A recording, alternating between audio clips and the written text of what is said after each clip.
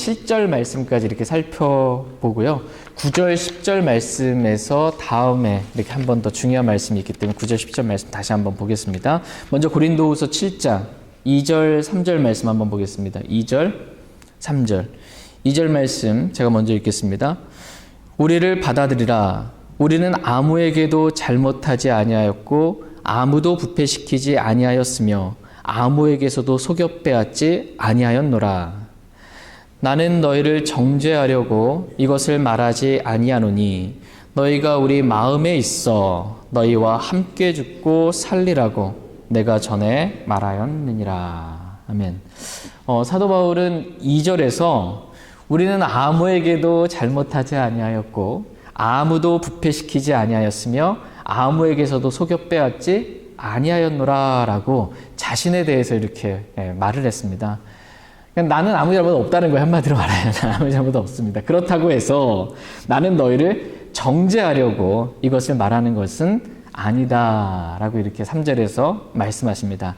내가 전에 말한 것 같이 우리 마음에 누가 있어요? 우리 마음에 너희가 있어. 고린도 교회 성도들이 있습니다. 그래서 내가 너희들과 함께 죽고 너희와 함께 살고 싶은 마음밖에는 없다라고 고린도 성도들을 향한 사랑의 마음을 표현해주고 있습니다.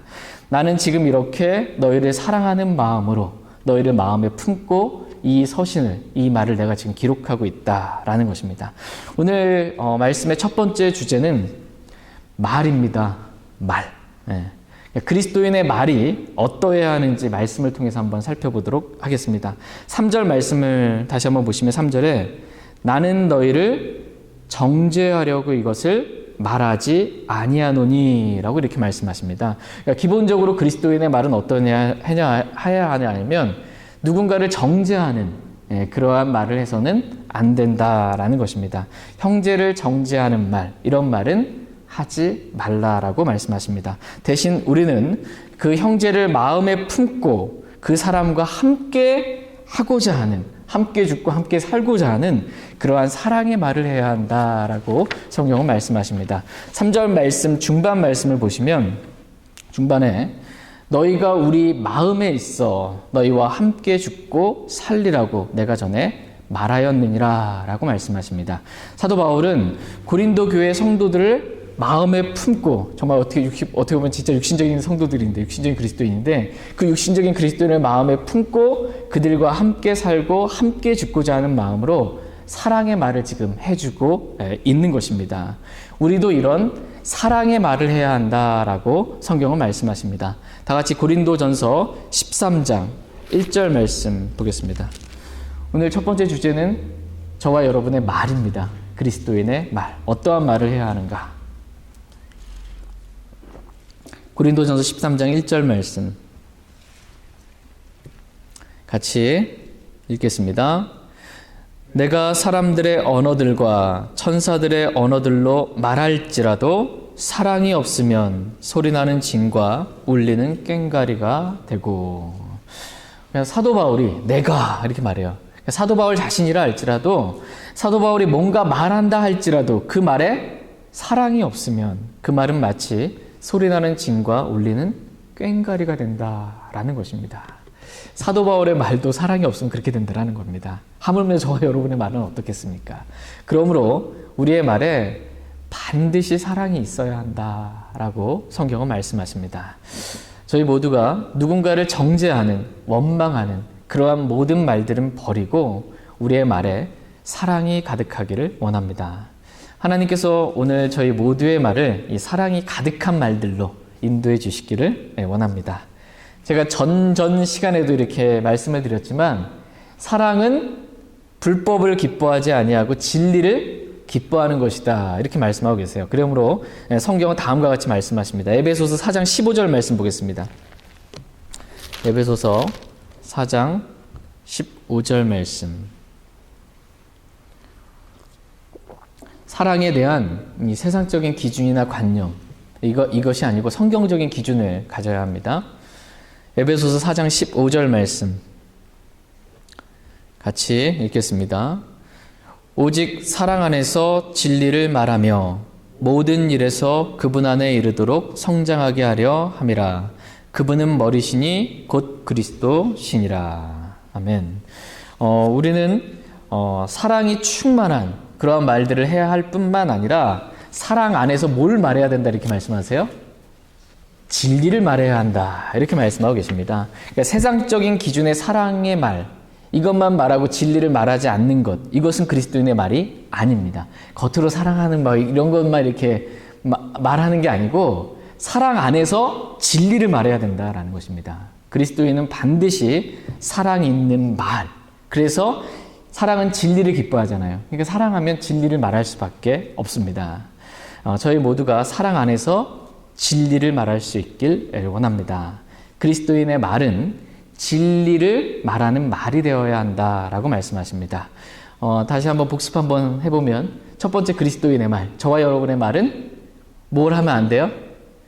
정죄하는 말을 하면 안 됩니다. 다른 사람을 정죄하고 원망하는 말을 하면 안 되고 두 번째로 우리의 말은 사랑이 가득한 말이어야 한다라고 이렇게 말씀하십니다. 또 세 번째로 우리는 사랑 안에서 진리를 말해야 한다라고 성경은 말씀하십니다. 네 번째 우리가 해야 될 말은 뭐냐면 믿음의 말입니다. 믿음의 말. 다 같이 고린도후서 4장 13절 말씀 보겠습니다. 말씀을 들으시면서 저와 여러분의 말을 한번 점검해 볼 수 있기를 원합니다. 그리고 주님의 말씀에 따라 우리의 말들이 변화받게 되기를 원합니다. 고린도후서 4장 13절 말씀 같이 읽겠습니다. 기록된 바 내가 믿었으므로 말하였노라 한 것 같이 우리가 같은 믿음의 영을 가졌으니 우리도 믿음으로 또한 말하노라. 아멘. 그리스도인의 말은 믿음으로 하는 말이어야 한다라는 것입니다. 그러니까 믿음 없는 말 우리가 말할 때 종종 믿음 없는 말 할 때가 있어요. 믿음 없는 말 이런 불신의 말을 하지 말고 믿음의 말을 해야 한다라고 말씀하십니다. 그러니까 믿음은 어디서 와요? 믿음은 하나님 말씀에서 옵니다. 믿음은 들음에서 오고 들음은 하나님 말씀에서 이렇게 오기 때문에 믿음의 말은 뭐냐 하면 하나님의 말씀이 100% 무조건 맞습니다 라는 말이에요. 이 말이 믿음의 말입니다. 불신의 말은 뭐예요? 성경은 그렇게 말해도 그래도 그렇지 어떻게 이런 말이에요. 주님 말씀은 그래도 나는 그게 잘 믿어지지 않는다. 뭐 이런 말들이 믿음 없는 불신의 말들입니다. 이런 말들, 불신의 말, 믿음 없는 말 하지 말고 저와 여러분들은 어떤 말을 해야 한다고 말씀하세요? 믿음의 말을 해야 한다라는 것입니다. 내가 주님 말씀 무조건 믿습니다. 주님 말씀대로 이루어질 줄 믿습니다. 라고 믿음의 말을 저희 모두가 할 수 있길 원합니다. 다섯 번째로 그리스도인의 말은 은혜를 끼치는 말을 하라 이렇게 말씀하십니다. 은혜를 끼치는 말을 하라. 에베소서 4장 29절 말씀 보겠습니다. 우리가 뭔가를 말하면 그 말이 은혜가 되어야 되는 것입니다. 에베소서 4장 29절 말씀.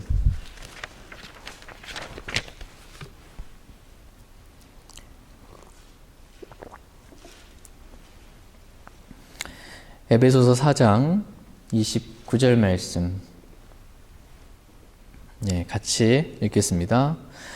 부패한 대화는 결코 너희 입 밖으로 내지 말고 오직 세워주는 일에 쓸 좋은 것만을 말하여 그것이 듣는 자들에게 은혜를 끼치게 하라. 예. 부패한 대화는 결코 너희 입 밖으로 어떻게 하래요? 내지 말라 이렇게 말씀하십니다. 그렇다면 여기서 부패한 대화란 뭘까요? 부패한 대화. 부패한 대화. 에베소 4장 22절 말씀을 보시면 22절에 이전 행실에 관하여는 너희가 속이는 것으로 가득한 욕심들에 따라 부패한 옛사람을 벗어버릴 것을 가르침을 받았으니 라고 이렇게 말씀하십니다. 그러니까 부패한 대화는 뭐냐면 부패한 옛사람 안에서 하는 말이에요. 부패한 옛사람이 하는 말. 그러니까 부패한 옛사람은 뭐냐면 우리 육신입니다. 그러니까 육신 안에서 하는 말, 이 말이 부패한 대화입니다. 육신 안에서 그리스도인은 말하지 말라라는 것입니다. 육신 안에서 결코 하는 그 말, 그 부패한 대화는 결코 입 밖으로 내지 말라라는 것입니다. 그 반대로 그리스도인은 오직 세워주는 일에 쓸 좋은 것만을 말하라 이렇게 말씀하고 계십니다. 그러니까 남을 세워주는 말, 남을 세워주는 말을 하라는 것입니다. 나를 세우는 말 말고요. 다른 사람을 세워주는 그러한 좋은 말을 이렇게 해서 듣는 자들에게 은혜를 끼치게 하라. 이렇게 말씀하고 계십니다. 말하자면 우리가 하는 말을 누군가가 이렇게 들었을 때 그 들은 사람이 우리 말을 듣고 은혜가 될 수 있도록 하라라는 것입니다. 은혜가 되는 말을 하라는 것입니다. 다 같이 골로새서 4장 6절 말씀도 보겠습니다. 골로새서 4장 6절. 누가 우리가 하는 말을 들었는데 이렇게 다른 사람 험담하고 이런 말 듣고 기분 상하는 말 듣고 이렇게 하면 안 되죠. 예, 들었을 때 은혜가 되는 말, 은혜를 끼치는 말을 하라. 골로새서 4장 6절 말씀 보겠습니다. 골로새서 4장 6절 같이 읽겠습니다. 너희 말을 소금으로 간 맞추어 항상 은혜롭게 하라. 그리하면 너희가 각 사람에게 어떻게 마땅히 대답해야 할지 알게 되리라. 예. 그리스도인의 말은 소금으로 간을 맞춘 것 같이 항상 어떻게 하래요? 예. 은혜로운 말을 하라라는 것입니다. 은혜롭게 말하라라는 것입니다. 그러니까 너무 짜도 안 되고요. 소금으로 간을 맞추는데 짜면 음식이 맛없잖아요. 싱거워도 맛이 없는 것처럼 이게 항상 적당하게 이렇게 은혜를 끼치는 그러한 말을 하라라는 것입니다. 누가 뭘 물어봐도 이렇게 항상 은혜를 끼치는 말을 저와 여러분들이 하려고 하면 이 말씀처럼 어떻게 되냐면 너희가 각 사람에게 어떻게 마땅히 대답해야 할지 알게 되리라 이렇게 말씀하고 계십니다. 어떤 사람이 나에게 뭔가를 물어봤어요. 내가 어떻게 대답해야 되지? 하는데 내가 그 사람에게 은혜가 되는 말을 하려고 하면 하나님께서 알려주신다는 겁니다. 무슨 말을 해야 할지 어떻게 말해야 할지 주님이 다 알려주신다라는 것입니다. 저희 모두가 이렇게 하나님의 말씀에 따라서 우리가 말을 할 때 항상 은혜를 끼치는 은혜가 되는 그러한 말들만 할 수 있게 되길 원합니다. 저와 여러분이 그냥 사랑의 말 있잖아요. 사랑에 듬뿍 담긴 말, 또 믿음의 말, 이런 말들 하면 그냥 은혜는 자연스럽게 끼쳐지게 됩니다. 은혜가 됩니다. 그냥. 여섯 번째로 감사의 말을 하라라는 것입니다. 감사의 말. 에베소서 5장 4절 말씀 보겠습니다. 에베소서 5장 4절 말씀.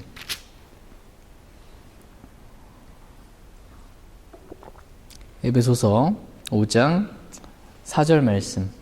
네, 같이 읽겠습니다. 또한 추잡한 것이나 어리석은 이야기나 희롱하는 말도 적합하지 아니하니 하지 말고 오히려 감사하는 말을 하라. 아멘. 그러니까 그리스도인에게 있어서 저와 여러분들에게 있어서 적합하지 않은 말들이 있습니다. 그것은 추잡한 말입니다. 추잡한 말. 추잡한 말이나 어리석은 이야기나 희롱하는 말은 그리스도인에게, 저와 여러분들에게 적합하지 않다라는 것입니다. 남 놀리는 말 있잖아요. 희롱하는 말. 이게 그리스도인에게 적합하지 않다라는 것입니다. 그러므로 그런 말은 하지 말고 오히려 어떤 말을 하라고 말씀하세요? 예, 감사하는 말을 하라. 이렇게 말씀하고 계십니다. 연말 연시예요, 지금. 연말 연시가 이렇게 다가오는데 우리의 말에 무엇보다도 한 해 동안 풍성한 은혜를 베풀어 주신 하나님께 감사하는 말을 많이 돌릴 수 있길 원합니다. 또한 이렇게 서로에 대해서 이렇게 감사하는 말을 아끼지 않고 서로에 대해서 감사하는 말들이 넘칠 수 있길 원합니다. 서로가 이렇게 서로에게 있어서 감사하는 말을 하면 얼마나 좋습니까? 그리스도인의 말은 이렇게 누가 들어도 그냥 은혜가 되는 말, 감사가 되는 말, 이러한 말들을 하라라고 말씀하십니다. 마지막 7번째로 그리스도인의 말은 본이 되는 말을 하라 이렇게 말씀하십니다. 본이 되는 말을 하라. 다 같이 디모데전서 4장 말씀 보겠습니다. 디모데전서 4장 12절 말씀 보겠습니다.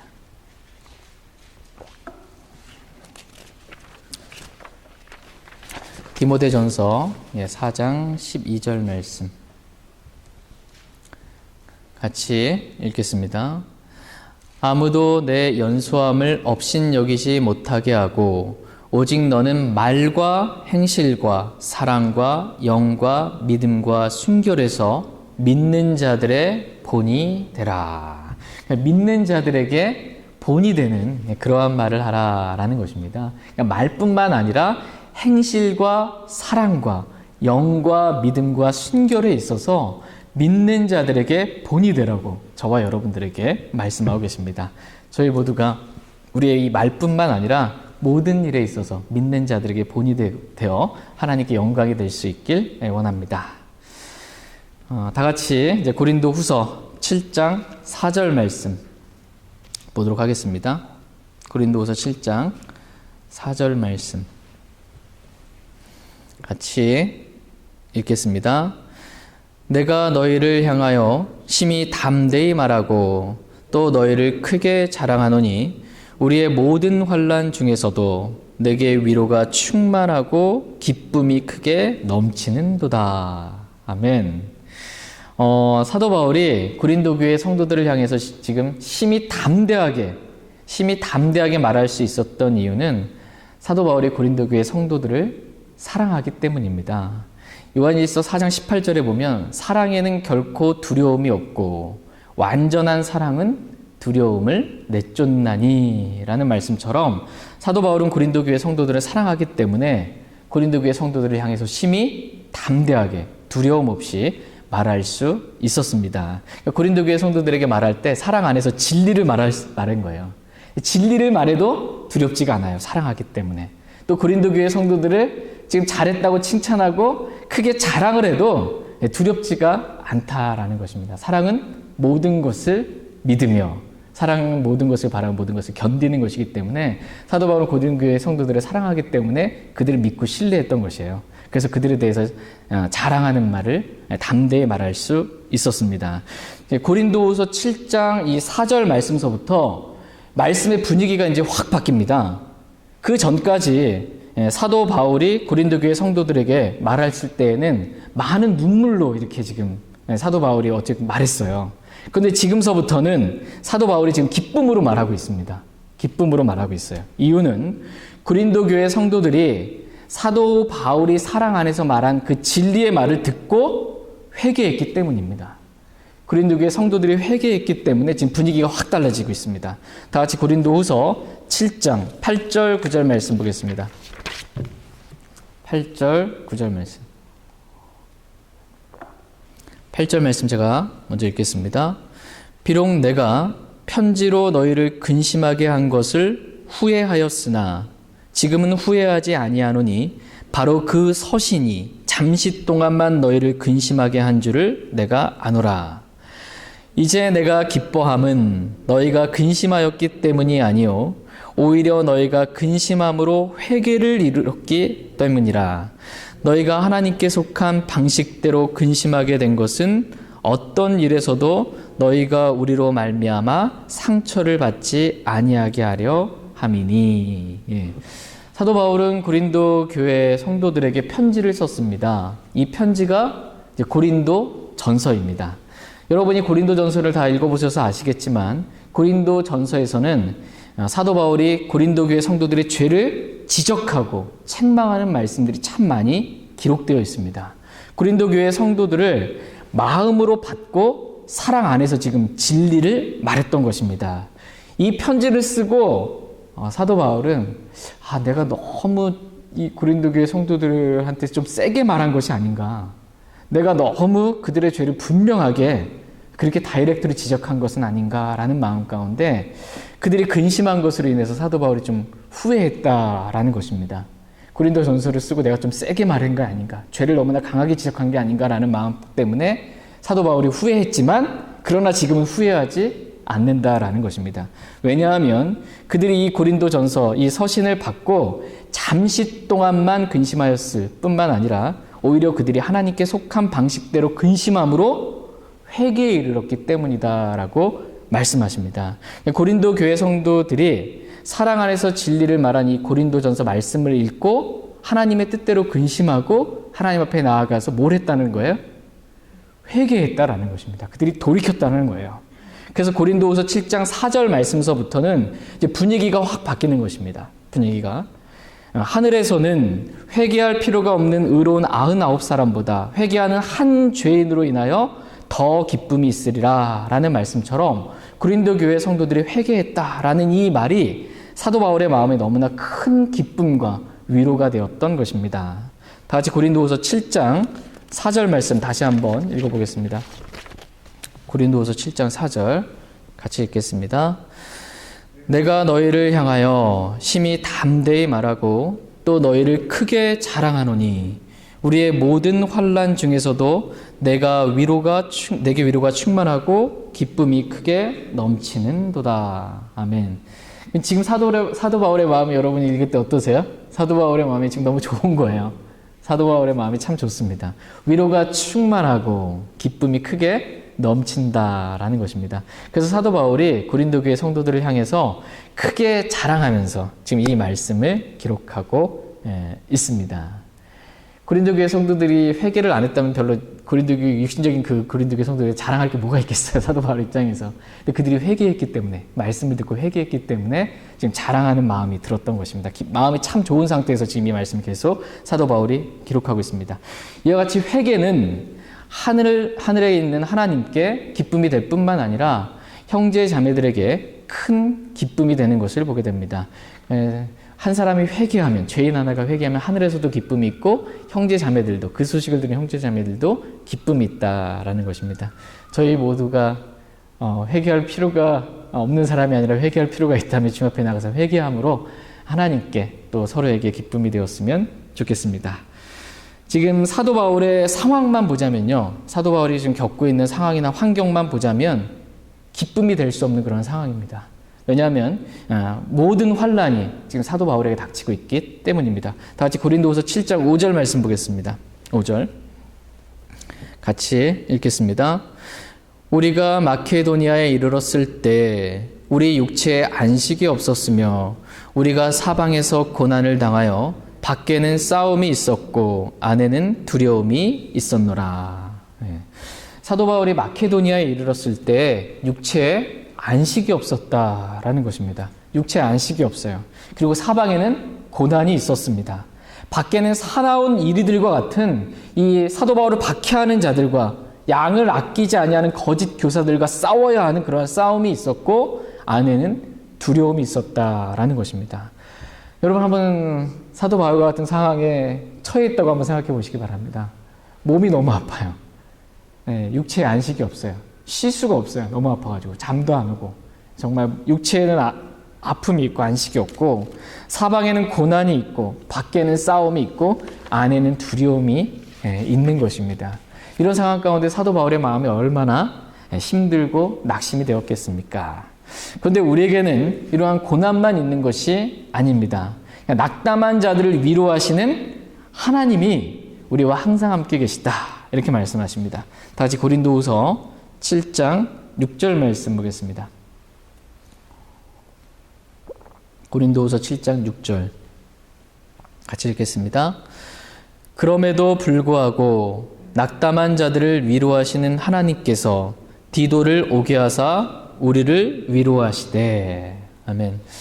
오늘 말씀의 두 번째 주제는 낙담한 자들을 위로하시는 하나님입니다. 때로는 우리의 삶 가운데 사도 바울과 같은 정말 어렵고 힘든 일들이 일어날 수 있습니다. 그러니까 몸은 아프고 사방에 고난이 있고 밖에는 싸움이 있고 안에는 두려움이 있는 그러한 일들이 저와 여러분들에게도 충분히 일어날 수 있습니다. 그럼에도 불구하고 낙담한 자들을 위로하시는 하나님께서 저와 여러분들과 항상 함께 계십니다. 우리를 떠나지 아니하시고 졸지도 주무시지도 아니하시고 우리와 항상 함께 계시면서 그 하나님께서 저와 여러분들을 위로해 주신다라는 것입니다. 그러니까 하나님 자신이 저와 여러분들에게 있어서 위로가 되신다라는 거예요. 하나님이 계신 것 그 자체가 그냥 저와 여러분들에게 위로입니다. 낙담한 자들을 위로하시는 하나님에 대해 살펴보기 전에 먼저 살펴보고 싶은 말씀은 사람은 누구나 다 낙담한다라는 것입니다. 사람은 다 누구나 낙담합니다.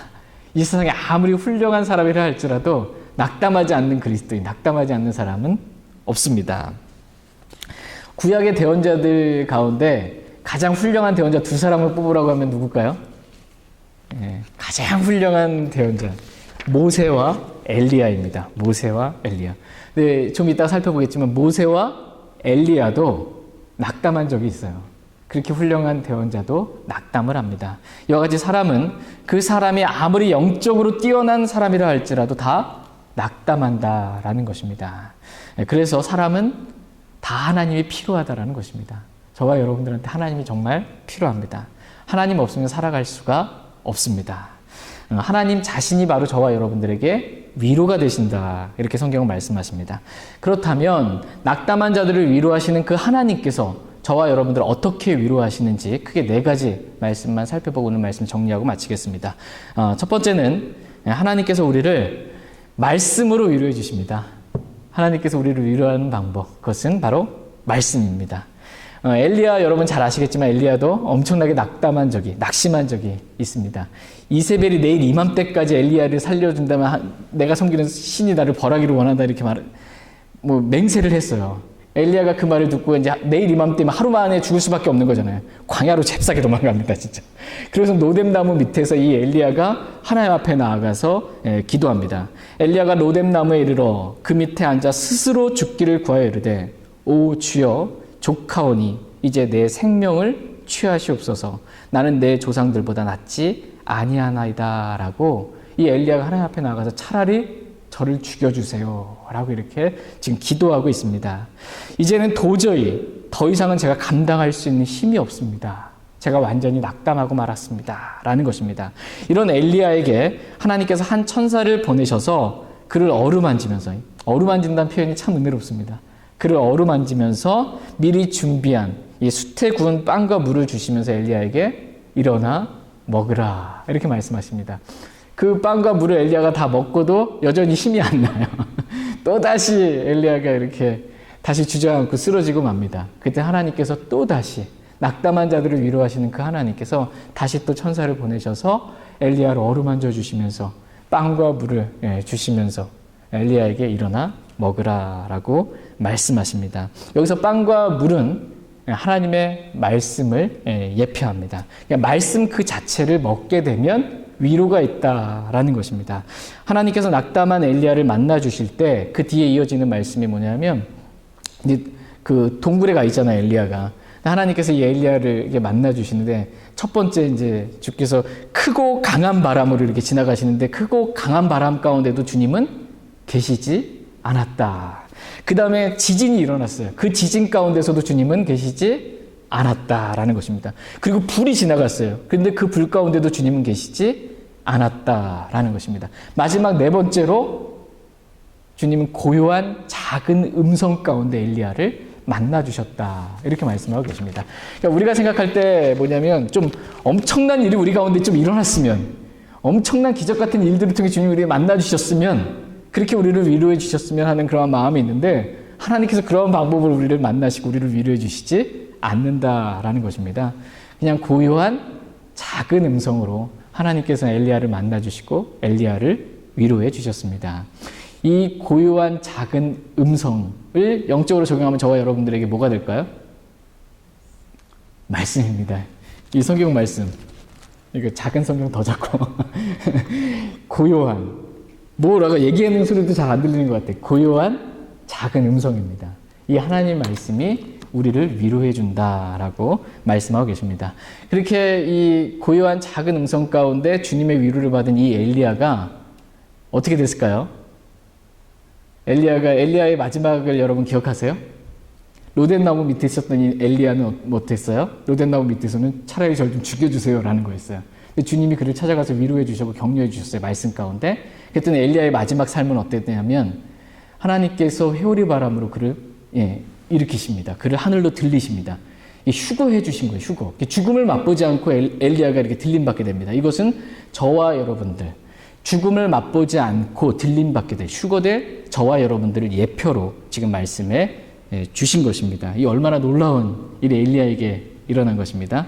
이러한 말씀들로 저와 여러분들에게 서로 위로하라라고 성경 말씀하십니다. 다 같이 데살로니가전서 4장 말씀 보겠습니다. 데살로니가전서 4장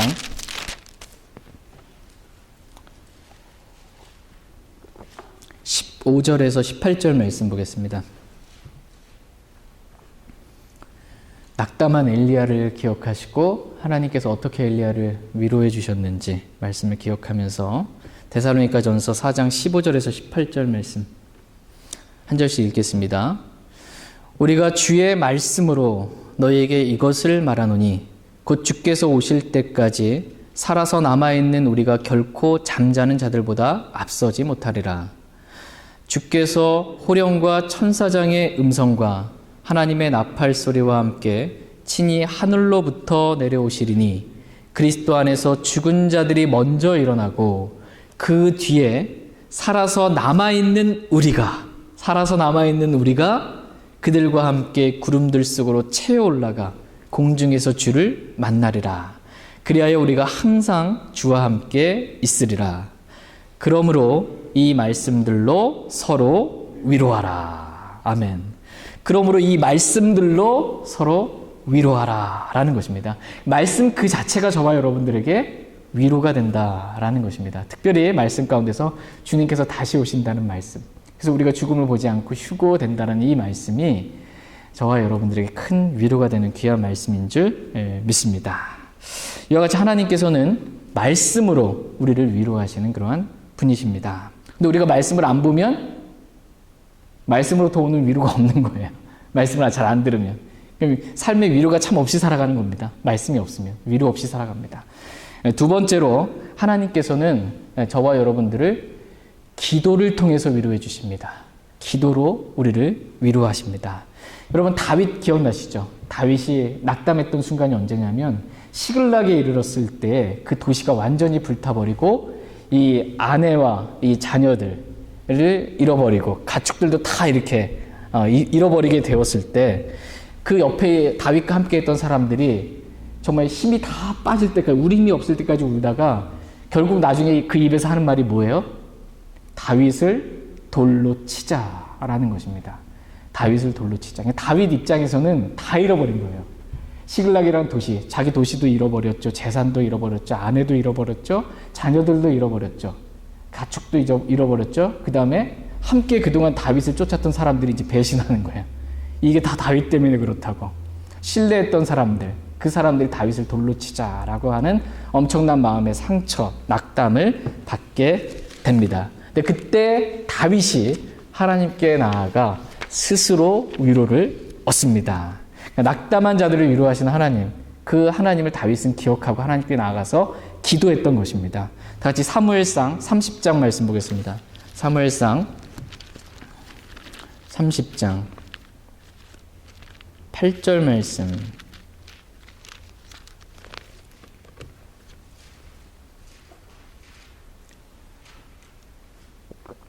사무엘상 30장 8절 말씀 같이 읽겠습니다. 다윗이 주께 여쭈어 이르되 내가 이 군대를 추격하리이까 내가 그들을 따라잡으리이까 하니 그분께서 그에게 대답하시되 쫓아가라. 내가 반드시 그들을 따라잡고 틀림없이 모든 것을 도로 찾으리라 하시니라. 아멘.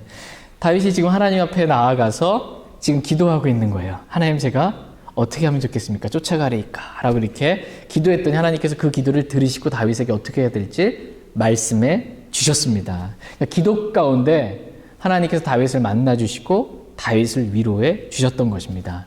이와 같이 하나님께서는 저와 여러분들이 매일 아침에 또 우리가 기도할 때마다 주님께서 우리를 만나 주시고 우리를 기도를 통해서 위로해 주시는 분이시다라고 말씀하십니다. 그런데 우리가 잘 기도하지 않고 살아요. 그러면 뭐가 없어요? 기도를 통해 오는 위로가 없는 것입니다. 그러니까 많은 위로 없이 그냥 사는 거예요. 말씀도 안 보고 기도도 안 하면 정말 위로 없이 그냥 곤고하게 힘들게만 살아갑니다. 세 번째로 하나님께서는 사람을 통해 위로해 주십니다. 사람을 통해서, 형제 자매들을 통해서 하나님께서는 위로해 주십니다. 그러니까 모세가 낙담한 적이 있었어요. 모세가 출애굽한 이스라엘이 불평을 하면서 우리에게 이 형편없는 이 만납밖에 없다고, 우리에게 고기를 달라고 이렇게 모세한테 불평을 했던 적이 있었습니다. 이때 모세가 낙담을 했습니다. 민수기 11장 말씀 제가 한번 읽어드리면 모세가 뭐라고 이렇게 하나님 앞에 하소연하는지 한번 보겠습니다. 엘리야랑 좀 비슷합니다. 이 일이 내게 심히 무거워 나 혼자서는 이 온 백성을 감당할 수 없나이다. 주께서 나를 이같이 대우하실진데 원하옵나니 내가 주의 눈앞에서 호의를 입었거든 즉시 나를 죽여 내가 내 비참한 모습을 보지 않게 하옵소서라고 모세도 차라리 저를 좀 죽여주세요. 주님의 눈에 호의를 제가 입었으면 즉시 저를 좀 죽여주세요 라고 내가 도저히 이 불평하는 민족 감당할 수 없겠습니다 라고 완전히 낙담 가운데 처해 있었습니다. 이런 낙담한 모세를 하나님께서 위로하시며 일으켜 세우십니다. 위로하시는 방법은 말씀의 위로는 기본이고요. 모세에게 동역자를 붙여주심으로 짐을 서로 나눠지게 하심으로 모세를 위로해 주십니다. 하나님께서 모세에게 동역자를 붙여주시는데 좀 하나님 많이 붙여주셨어요. 70명을 붙여주셨어요. 70명의 장로들이 있는데 그 70명의 장로들에게 모세 위에 있던 그 영을 그들 위에도 하나님께서 있게 하심으로 모세와 동일한 영으로 이 백성들을 섬길 수 있는 귀한 동역자들 70명을 더해 주십니다. 함께 일할 수 있는 동역자들, 형제 자매들을 더해 주심으로 모세를 지금 낙담한 모세를 위로해 주고 계십니다. 그리고 이 백성들이 고기를 달라고 했던 그것도 주님께서 응답해 주세요. 그래서 고기도 주심으로 또 위로해 주시는 걸 보게 됩니다. 오늘 본문 말씀에서도 하나님께서는 낙담한 바울을 디도라는 형제를 통해 위로해 주시는 것을 보게 됩니다. 그러니까 디도를 오게 하사 우리를 위로하시되라고 말씀하고 계십니다. 하나님께서 낙담한 자들을 위로하시는 그 하나님께서 나를 어떻게 위로해 주셨냐면 디도를 오게 하사 나를 위로해 주셨다는 것입니다. 디도를 오게 하사. 디도는 사도 바울이 선포한 복음의 말씀을 듣고 구원받은 형제입니다. 그리고 그 구원받은 그 형제가 믿음이 자랐어요. 그래서 사도 바울과 공통된 믿음을 가지고 이 디도가 사역자로서 세워지게 된 것입니다. 이 디도가 왔을 때 사도 바울의 마음 가운데 얼마나 큰 위로가 있었는지 모릅니다. 자신이 복음을 전해서 성장해서 주님을 섬기는 귀한 동료 일꾼이 된 거예요. 귀한 사역자가 된 이 디도를 봤을 때 마음에 큰 위로가 있게 되었습니다. 바울은 이 디도를 자신이 고린도에 갈 수 없기 때문에 이 디도를 고린도에 보냈습니다. 그래서 고린도 교회 성도들의 마음의 상태가 지금 어떠한지, 고린도 교회가 지금 어떠한지 나에게 좀 소식을 전해달라고 디도를 지금 고린도에 보냈습니다. 그리고 디도가 고린도에 가서 고린도 교회 성도들의 마음은 이러하다고 지금 다시 와서 사도 바울에게 지금 알려준 거예요. 뭐라고 알려줬는지 한번 보겠습니다. 다 같이 고린도 후서 7장 7절 말씀 보겠습니다. 고린도 후서 7장 7절 말씀 같이 읽겠습니다. 그를 오게 한 것뿐만 아니라 그가 너희 안에서 위로받을 때 얻은 그 안위로 위로하였나니 그가 너희의 간절한 소망과 너희의 애곡과 나를 향한 너희의 뜨거운 마음을 우리에게 고하였으므로 내가 더욱 기뻐하였느니라. 아멘. 낙담한 자들을 위로하신 하나님께서 디도를 오게 한 것뿐만 아니라 디도가 가지고 온 그 기쁜 소식으로 인해서 이 사도 바울을 위로해 주셨습니다. 그러니까 디도가 고린도에 이렇게 갔을 때 고린도 교회 성도들이 디도를 받아들였어요. 디도를 잘 받았을 뿐만 아니라 디도 역시 이 고린도 교회 성도들이 위로해 줬습니다. 그리고 고린도 교회 성도들의 마음이 주님을 향한 마음이 어떠한지 또 사도 바울을 향한 마음이 어떠한지 자신의 마음을 디도에게 알려주었고 디도는 그 마음을 사도 바울에게 전달해 주었던 것입니다. 이 소식을 듣고 사도 바울은 너무나 큰 위로와 기쁨을 얻게 되었다라는 것입니다. 디도가 전해준 이 고린도 교회 성도들의 마음은 다음과 같습니다. 제가 읽어드리면 그가 너희의 간절한 소망과 그러니까 디도가 고린도 교회 성도들의 간절한 소망과 너희의 애곡과 나를 향한 너희의 뜨거운 마음을 우리에게 고하였으므로 내가 더욱 기뻐하였느니라 이렇게 말씀하고 있습니다. 고린도 교회 성도들 안에 간절한 소망이 있다라는 거예요. 뭐에 대한 소망이에요? 복된 소망이신 우리 주 예수 그리스도에 대한 그 소망을 잃어버리지 않고 있다는 것입니다. 그 간절한 소망, 주님에 대한 소망을 고린도 교회 성도들이 아직도 가지고 있다라는 것을 들었을 때 사도 바울에게 위로가 되었고 그것이 기쁨이 되었던 것입니다. 또 고린도 교회 성도들이 애곡함이 있었다라는 거예요. 애곡. 뭐에 대한 애곡일까요? 애곡. 자신의 죄에 대한 애곡들이 있었던 겁니다. 죄를 회개하는 그 애곡이 있었음을 이게 디도가 지금 전해준 것입니다. 그리고 고린도 교회 성도들은 사도 바울을 향해서 뜨거운 사랑의 마음을 가지고 있었다라는 것입니다. 이 소식을 듣게 될 때 사도 바울이 위로를 받고 더욱 기뻐하게 되었다라는 것입니다. 이와 같이 하나님께서는 낙담한 자들을 위로하신 하나님께서는 형제 자매들을 통해서 저와 여러분들을 위로하신다라는 것입니다. 디도, 사도 바울에게 있어서 디도 그러면 어떤 인물이에요? 나에게 위로가 되는 형제예요. 디도 그러면. 네. 저와 여러분들에게 있어서도 누가 우리를 딱 떠올리잖아요? 그러면은 그 사람에게 있어서 우리가 위로가 되는 그런 사람들이 되었으면 좋겠습니다.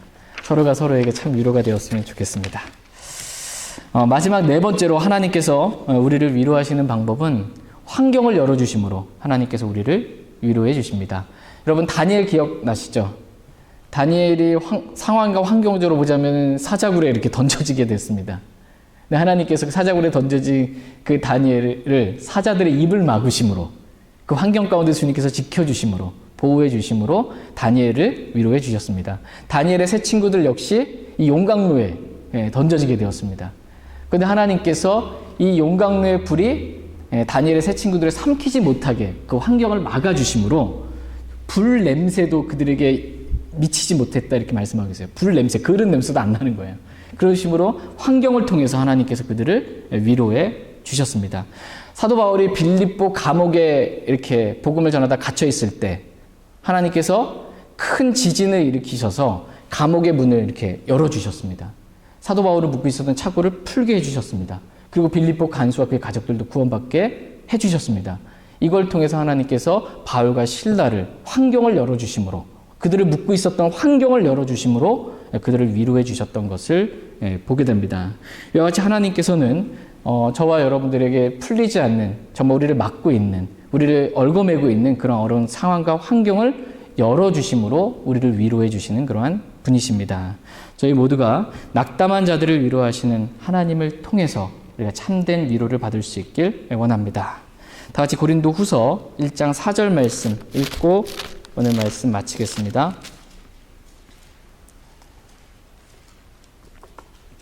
고린도후서 1장 4절 말씀 같이 읽겠습니다.